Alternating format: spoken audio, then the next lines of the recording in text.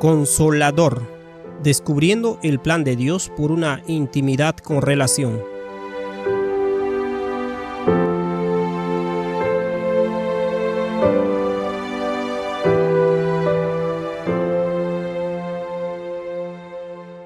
Capítulo 16. Prácticas de cortejo.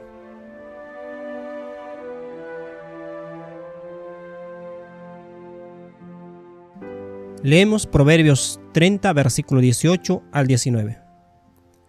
Tres cosas me son ocultas, aún tampoco sé la cuarta: el rastro del águila en el aire, el rastro de la culebra sobre la peña, el rastro de la nave en medio del mar, y el rastro del hombre en la doncella. Proverbios 31, 10. ¿Quién podrá encontrar una esposa virtuosa y capaz? Es más preciosa que los rubíes. Esto es para quienes se preparan para el matrimonio. Si desean una vida fructífera y quieren darla como legado a la siguiente generación, entonces oren fervientemente para que el Señor los guíe hacia la pareja adecuada. El sabio Salomón indica que es difícil encontrar una mujer virtuosa. La razón principal es que los padres y las madres de la mayoría de las mujeres no son virtuosos. El énfasis se centra principalmente en el padre, pues la Biblia nos dice que la aureola de los viejos son los nietos, la gloria o el carácter de los hijos son sus padres, en Proverbios 17, 6. Para que una joven llegue a ser virtuosa, necesita crecer en la presencia de un padre o figura paterna virtuosa. Necesita saber que es valiosa para él y recibir de él palabras de aliento, apoyo y bendición. La capacidad de una joven para apreciar y recibir las palabras de su padre depende de su madre. La madre determina cuánto respeto se le debe a la cabeza de la familia según la manera en que trata la palabra del padre. Estos principios se explican con mayor profundidad en el libro Un Asunto Vital, disponible en maranathamedia.net. Un joven puede aprender la tierna bondad de un hombre ejemplificada por su padre. Existe una fuerte tendencia de una hija a buscar a un hombre como su padre. Esto se debe a que, al haber vivido en el ambiente paterno, está conscientemente programada para buscar a un hombre como él. Está grabado en su ser. Esto es maravilloso si una joven tiene un buen padre. Pero si tiene un mal padre, necesita aún más el apoyo de su comunidad. Esto puede incluir a un abuelo, pastor o maestro. Sin duda, el mejor ejemplo de un hombre bondadoso y amoroso es Jesucristo.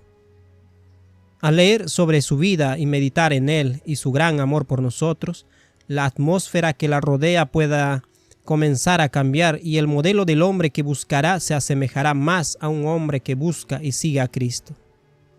Un padre está llamado a ser el guardián y protector de su hija. Cualquier joven que busque su mano en matrimonio debe pedirle permiso a su padre para pasar de la simple amistad al noviazgo. Este joven no debe mostrarle afecto de cortejo hasta obtener el permiso de su padre o tutor. Cuando un joven busca una esposa, naturalmente tenderá a elegir a una mujer con cualidades similares a las de su madre. En ambientes femeninos de influencia positiva que ella crea en el hogar, será el modelo que, de manera instintiva, le resultará más atractivo al pensar en la vida matrimonial. Si un hombre no tiene una relación redentora con su Salvador ni encuentra consuelo en él, su principal motivación para buscar una esposa será encontrar en ella consuelo e intimidad. Un hombre inconverso puede llegar a idealizar a la mujer y esperar que satisfaga en gran medida su falta de consuelo. En realidad no busca principalmente ser una bendición y consuelo para una mujer, sino que sus primeros pensamientos son su propia comodidad egoísta. Recordamos el versículo que dice Colosenses 2:10: y vosotros estáis completos en él, hablando de Cristo, que es la cabeza de todo principado y potestad. La plenitud espiritual y emocional del hombre se encuentra en Cristo. Cristo infunde en los hombres el consuelo que el Salvador mismo recibe al morar en el seno del Padre. Es la plenitud que el hombre ha encontrado en Cristo lo que le impulsa a desear compartir esta plenitud con una mujer. En este texto, consideremos este versículo. Y dijo Jehová Dios, no es bueno que el hombre esté solo, le haré ayuda idónea para él. Génesis 2:18. Este versículo a menudo se interpreta como una sugerencia de que Adán tenía alguna deficiencia. Sin embargo, no había ninguna deficiencia personal en él. El problema radica en que el gran gozo que sentía necesitaba ser expresado y magnificado. Al compartir el gozo del padre y del hijo con su esposa, la mujer le sirve de ayuda para expresar este gozo. Al tener a alguien comparable a él, puede decirle lo maravilloso que es nuestro Padre y hablarle del amor que ha encontrado en él. Entonces puede desarrollar su carácter al derramar sobre ella el gozo y la bendición que ha recibido. El amor ágape de Dios necesita ser expresado y compartido para que crezca, y Eva ayudó a Adán en este proceso.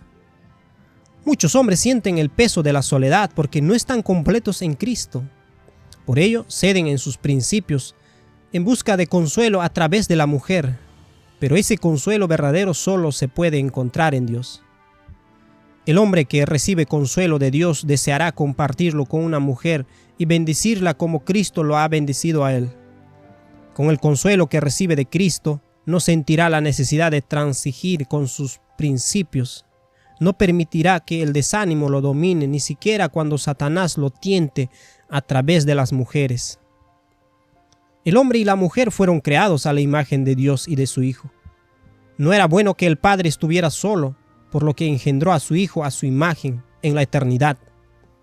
Para más información sobre esto, consulte el libro La sabiduría de Dios en maranathamedia.net.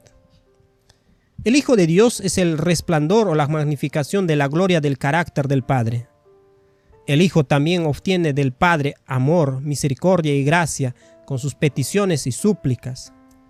El Hijo de Dios no le pide al Padre lo que éste no desea conceder. Al Padre le encanta dar, y cuando se le pide lo apropiado, se deleita en satisfacerlo. Cuando Eva le pedía cosas a su esposo, él se deleitaba en dárselas. Esto fortaleció el carácter de Adán y lo ayudó a asemejarse más a Dios. Para Eva, que Adán le proveyera, le permitió experimentar el amor de Dios de una manera más tangible, lo que le causó gran deleite. La mujer es el resplandor y la gloria de Dios, dice 1 Corintios 11:7. Porque el varón no debe cubrirse la cabeza, pues él es imagen y gloria de Dios, pero la mujer es gloria del varón. Así como el hombre recibe bendición y consuelo en Cristo, también transmite este consuelo y bendición a su esposa de manera magnificada, y así la mujer se convierte en el resplandor de la gloria del hombre. Es un hermoso sistema diseñado por nuestro Padre para nuestra maduración y desarrollo. La mejor manera que un hombre recibe consuelo de Dios es ser bendecido por su Padre terrenal durante su etapa de crecimiento. Un padre infunde identidad y bendición en su hijo. Un padre debe seguir el ejemplo de nuestro Padre Celestial, quien le dijo esto a su hijo. Y hubo una voz de los cielos que decía: «Este es mi Hijo amado en quien tengo complacencia». Mateo 3:17. Un hijo que aprende a confiar y someterse a un Padre piadoso encontrará más fácil confiar y someterse a su Padre Celestial. Para quienes no tuvieron un padre piadoso o simplemente no tuvieron padre, esta función puede ser suplida por un modelo masculino piadoso, como un pastor o un maestro. Vemos a Pablo actuando en este oficio con Timoteo. Leemos en 1 Timoteo 1:18. Este mandamiento, hijo Timoteo, te encargo, para que conforme a las profecías que se hicieron antes en cuanto a ti, milites por ellas la buena milicia. La condición de hijo de Timoteo para con Pablo se basó en que Timoteo estuvo dispuesto a recibir la instrucción y el espíritu que estaban en Pablo. El estrecho vínculo entre ellos fue una fortaleza y un estímulo para Timoteo, ayudándolo a luchar en las batallas del Señor. Volviendo al principio de pedir permiso para empezar una relación de noviazgo con una joven, compartiré algo de mi experiencia. El Señor Jesucristo llegó a mi vida de una manera poderosa cuando tenía 18 años. El gozo de confiar y creer que mis pecados habían sido perdonados me trajo un gran consuelo. Encontré un deleite inmenso en leer la Biblia y los libros espirituales que me enseñaban sobre Cristo. Encontré una plenitud en Cristo que satisfizo mi alma. Por un tiempo, dejé de lado cualquier idea de casarme. Solo quería compartir el gozo que había encontrado en Cristo. Fue el Señor Jesús quien me guió a través de una serie de circunstancias a mi querida esposa. A los 24 años estaba participando en un programa de capacitación en salud, ya que deseaba incorporar la obra de salud médico-misionera a mi labor evangelística. En el programa, una señora mayor creyente me preguntó: ¿no hay ninguna joven cercana a ti que te interese? Le dije que estaba completamente satisfecho con mi relación con Cristo. Ella me insistió un poco más: ¿no hay ninguna joven con la que disfrutes hablar de temas bíblicos? Reflexioné un momento y pensé en Lorel. Le comenté que había una joven que mostraba un verdadero interés en las Escrituras y un deseo de profundizar en la palabra de Dios. Me animó a contactarla e invitarla a ahondar nuestra amistad. Su método fue directo, pero esto es bastante común entre las mujeres europeas, y fue lo que necesité para motivarme a buscar una compañera. Llamé a Lorel, quien por aquel entonces trabajaba en un centro para personas mayores y discapacitados en el sur de Brisbane. Se alegró mucho de la llamada, pues ella hacía un tiempo estaba interesada en mí. Empezamos a pasar tiempo juntos, pero me sentí convencido de que no debía tocarla, ni tomarla de la mano, ni abrazarla, ni besarla. Estaba convencida de que primero debía desarrollarse entre nosotros una conexión espiritual en Cristo. Agradezco al Señor por darme estas impresiones a partir de mi estudio de la palabra de Dios. Si una relación no puede sostenerse únicamente compartiendo cosas espirituales, tampoco podrá perdurar, pues carece de un verdadero manantial del cual nutrirse. Lorel había crecido en un hogar donde se evitaba por completo la vestimenta sensual y el maquillaje. Vestía de forma sencilla y modesta. No era atrevida ni coqueta. No se reía tontamente.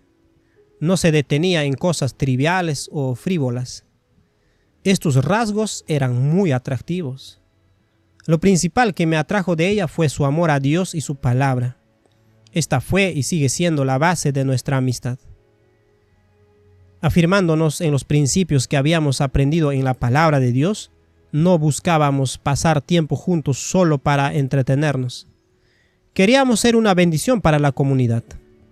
Participábamos en programas de alcance de la iglesia, cantábamos juntos en el coro y hacíamos otras cosas de esta índole.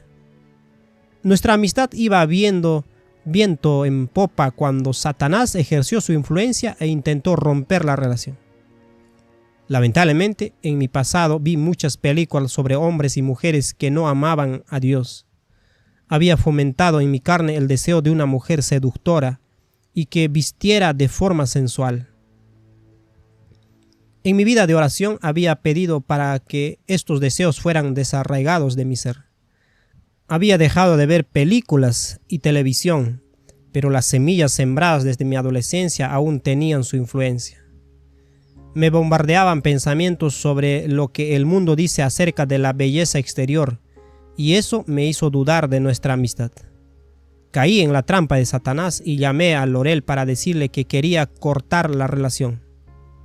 Obvio, la lastimé y me arrepiento de lo egoísta que fui. Entonces Lorel fue a buscar consuelo en la palabra de Dios y encontró este versículo, de Salmo 37, 4 al 5. Deleítate a sí mismo en Jehová, y Él te concederá las peticiones de tu corazón. Encomienda a Jehová tu camino y confía en Él, y Él hará. Uno de los significados de la palabra deleitarse es ser suave y maleable. Ella decidió ser arcilla suave y maleable en las manos del alfarero y dejarse moldear por él en este proceso. No se enojó, pero entre lágrimas reclamó esta promesa. En medio de ese momento oscuro, su carácter brilló con fuerza. En respuesta a su oración, mientras yo oraba, el Espíritu de Jesús vino a mí y me habló muy claro. Si te apartas de esta chica, morirás. Me quedé en shock. Fue una advertencia fuerte, pero en lo más profundo de mi ser supe que era verdad. Estaba dejando que mis deseos carnales tomaran control por sobre lo espiritual y entendí lo real de esa advertencia. Confesé mi error y le pedí perdón a Lorel por mi necedad. Ella, con amabilidad, me perdonó. No habló con enojo ni me echó en cara lo que hice. Ahí fue cuando vi lo increíble de su carácter. Lorel y yo participábamos en la evangelización de nuestra iglesia local. Yo era líder de un grupo que daba estudios bíblicos. Cocinábamos, invitábamos gente a la casa de ella y luego estudiábamos la Biblia con ellos. También empezamos a cantar juntos y grabamos algunas canciones bíblicas. Después de pasar tiempo juntos durante unos 3 meses, decidimos visitar a los padres de Lorel. Vivían en otra ciudad, a unas 12 horas en coche de nosotros. Cuando los visitamos, aproveché para ver a un contacto de estudio bíblico que también vivía en Sydney. Era azafata y había mostrado cierto interés en lo que compartíamos de la Biblia. Lorel y yo fuimos a verla a la casa de sus padres. Yo había estado allí un par de veces y conocía a los padres de la joven. Cuando llegamos, la joven no estaba. La llamé y estaba en otro lugar. Me preguntó si podía ir solo. No estaba seguro, pero parecía angustiada. Lorel se quedó con los padres de ella mientras yo iba a ayudarla. Al llegar, la encontré en un caos emocional. Le había sucedido algo terrible en Bali. Intenté consolarla con las escrituras y la oración. Mientras tanto, Lorel seguía en casa de los padres de la chica y ellos le daban a entender que querían que su hija tuviera una relación conmigo. Obviamente eso la hizo pasar un mal rato. Poco después volví y en el camino de regreso me contó todo lo que había pasado. Me sentí fatal por lo que ocurrió. Me dijo que le costó escuchar todo lo que decían los padres mientras yo no estaba y que pensaba en mí consolando a la otra chica. Luego, con mucha convicción dijo, pero si esto la acercó más a Dios, entonces valió la pena. Me quedé sin palabras. La mayoría de las chicas que conocí habrían reaccionado con celo y me hubieran echado culpa, pero Lorel no. En ese momento supe que era la chica con la que tenía que casarme. Mostró una confianza tan sólida en Dios respecto a mí que me dejó completamente impresionado. Le dije a Lorel que pensaba hablar con su padre y pedirle permiso para dar el siguiente paso en nuestra relación. El ministerio de muerte que recibió le trajo una gracia mucho más abundante.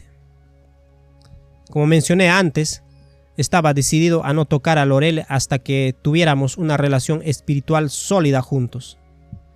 Parte de mi razonamiento era que ella está bajo la tutela de su padre y como le pertenecía, cualquier intento mío de acercarme sin su consentimiento habría sido robar. Necesitaba su aprobación para avanzar en el noviazgo y finalmente poder tomarle la mano. Me alegro de haber hecho caso a este consejo. El contacto físico en una pareja sube los niveles de dopamina y se siente increíble, pero un padre tiene que saber que su hija será cuidada antes de que se solidifique un vínculo físico y químico profundo. Hay quienes piensan que una pareja no debería tocarse en absoluto antes de casarse. Cada pareja debe seguir sus propias convicciones. En mi comprensión del patrón divino, lo espiritual comienza a manifestarse en lo físico. Si una pareja encuentra un fuerte consuelo en su Padre Celestial y come y bebe de forma saludable y disciplinada, entonces tiene una base espiritual y no necesita posponer las muestras físicas de afecto hasta la boda. Está claro que esto incluye tanto las relaciones sexuales como las caricias propias de los juegos previos que conducen al sexo.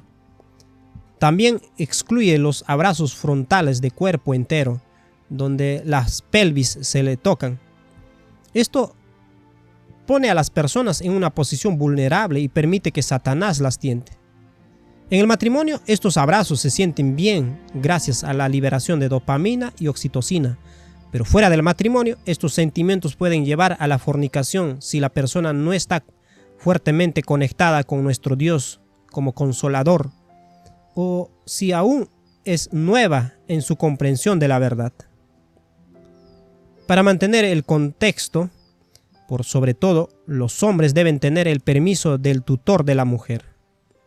Ahora bien, si una persona ha vivido una vida inmoral y tiene grandes debilidades en este aspecto, el mejor consejo podría ser no tocar y punto, hasta la boda. Pero si alguien aún mantiene la idea de permitir el contacto físico, es necesario preguntarse si ha encontrado consuelo en el Padre y en el Hijo. Vivimos en un mundo corrompido y muchas personas han vivido vidas pecaminosas. Si una persona aún lucha con la excitación simplemente por el tacto, sea prudente y no toque nada hasta que haya sellado la relación matrimonial. Hablo solo como concesión, no como mandamiento. Volviendo a nuestra historia de noviazgo, estaba un poco nervioso por la conversación que iba a tener con el padre de Lorel. Era un hombre tranquilo y amable, y oré para que me diera sabiduría sobre qué decirle. Le expresé que apreciaba mucho a su hija y que su vida era un testimonio de lo buen padres que él y su esposa eran. Le dije que me gustaría casarme con su hija con su permiso. Le prometí que la cuidaría lo mejor posible. Ahora, al mirar hacia atrás, me maravillo ante la gracia de Dios al poner estas palabras en mis labios. Incluso mientras escribo, me invade una profunda gratitud a Dios por guiarme en qué decir y qué hacer. El padre de Lorel no dijo nada durante lo que pareció una eternidad. Empecé a temer su respuesta, pero entonces sonrió con lágrimas en los ojos, diciendo que sin duda contaba con su permiso y que me deseaba lo mejor. Había hecho un pacto con él para proteger y cuidar de su hija. El acuerdo era entre nosotros. He pensado a menudo en este pacto que hice con él y en mi responsabilidad hacia su hija. Estoy determinado que en la ciudad celestial presentaré a mi suegro a su hija y le diré que, por la gracia de Dios, cumplí mi promesa de cuidarla. En aquel momento no comprendí todas las implicaciones de este acto, pero ahora me doy cuenta de que así es como la fecundidad se transmite de generación en generación. Un pacto entre un padre y su yerno es un pacto para cuidar de su preciosa hija. Lloro de alegría al contemplar el eco del pacto que Dios hizo con su Hijo, de cuidar de su hija, la iglesia, y la determinación de Cristo de presentársela y decirle: Padre, he cuidado de tu hija, te la entrego con gozo. Así que a los hombres que buscan esposa les digo: deben hacer un pacto con el padre o tutor de una mujer para cuidarla. A las damas les digo que idealmente deberían tener un padre o tutor masculino en su vida. Alguien que sepan que las ama, las cuida y desea lo mejor para ustedes. Si no tienen un padre o un familiar masculino, su pastor o un anciano de la iglesia puede actuar en esta función. Que haya un pacto entre padre y el futuro yerno para la salvación de la novia. Esto los bendecirá enormemente si lo hacen. Otra cosa para recordar el noviazgo es no pasar mucho tiempo a solas, especialmente por la noche. Pasen tiempo en comunidad o al menos que hayan otros presentes. Si se desvelan a solas hasta tarde, se dificulta el correcto funcionamiento del lóbulo frontal y la capacidad de tomar buenas decisiones puede verse afectada llevando a elecciones equivocadas. Las parejas nuevas se quedan solas en una habitación hablando hasta las 2 de la madrugada Esto no es prudente. Las buenas relaciones no necesitan apresurarse. No necesitan ponerte en situaciones vulnerables para fortalecer tu amistad. Ninguna conversación sobre el noviazgo está completa sin contar la historia de Abraham en busca de una compañera para Isaac. Él no se dejó llevar por su propio razonamiento e impulsos, sino que confió en la sabiduría y experiencia de su padre para encontrarla. Un hombre debe consultar con su padre y su madre sobre una posible esposa. Ellos verán cosas que él no puede ver. La mayoría de los jóvenes, en su inexperiencia, a menudo solo ven un rostro joven y bonito y una figura que los hipnotiza. Esto es indudablemente cierto para el hombre inconverso. Damas, cuando un hombre busque su mano, determinen si aman a Cristo ante todo. Su padre o tutor puede ayudarlas en este proceso. La unión entre un hombre y una mujer debe crear un lugar seguro, donde otros puedan encontrar bendición. En aquella época, cuando Lorel y yo estábamos considerando casarnos, le propuse que pasáramos unas semanas separados para orar y meditar, buscando la dirección de Dios sobre si estábamos listos para dar este paso. ¿La unión de nuestras vidas sería una bendición para nuestro Padre y Salvador? ¿Sería una bendición para todos los que nos rodean y una inspiración para el mundo? Nos vimos forzados a considerar estas preguntas porque Lorel había recibido un llamado para trabajar en Sydney, la ciudad donde vivían sus padres. Teníamos que decidir si nos casaríamos para movernos juntos. Yo ya estaba establecido en nuestra iglesia local y no estaba seguro de si debía mudarme allí y dejar mi labor por las almas que cuidaba. Así que pasamos un tiempo separados. Después de 3 días de orar y reflexionar en la palabra de Dios, recibí una llamada de un conocido de Sydney que me ofreció un trabajo en el área para la que me había formado. Supe de inmediato que era la mano de Dios que me estaba dando la señal necesaria para ir a Sydney. Llamé a Lorel y le dije: «Ponte tu mejor vestido. Vamos a cenar esta noche». Ella se alegró mucho. Así que esa noche le propuse matrimonio por medio de un pacto espiritual. Le pregunté: ¿estás dispuesta a combinar tus dones y talentos con los míos para proclamar el mensaje del tercer ángel? Nuestro matrimonio se basaría en la predicación del Evangelio. Ha sido la piedra angular de nuestra relación durante los últimos 26 años. Es una unión basada en el compromiso de servir a los demás con las bendiciones y el consuelo que hemos recibido de nuestro Padre Celestial. Al bendecir a otros hemos sido maravillosamente bendecidos. Hemos recorrido caminos difíciles, pero Lorel ha sido mi ayuda provista por Dios en todo momento. Mi labor en el Evangelio se ve magnificada y coronada por el testimonio de su carácter bondadoso. Como dice Proverbios 31:28, se levantan sus hijos y la llaman bienaventurada, y su marido también la alaba. Pido a Dios que hayas podido extraer algunos principios positivos de nuestra relación, que ha sido bendecida por Dios. Hemos enfrentado nuestros desafíos como todas las parejas en esta vida, pero por la gracia de Dios hemos podido enfrentarlos juntos. Estoy muy agradecido de que nuestro Padre Celestial haya elegido a mi esposa para mí. Mientras disfrutaba de mi gozo y plenitud en Cristo, Él me la trajo para que se uniera a mí para alabanza de nuestro Padre y a su Hijo unigénito.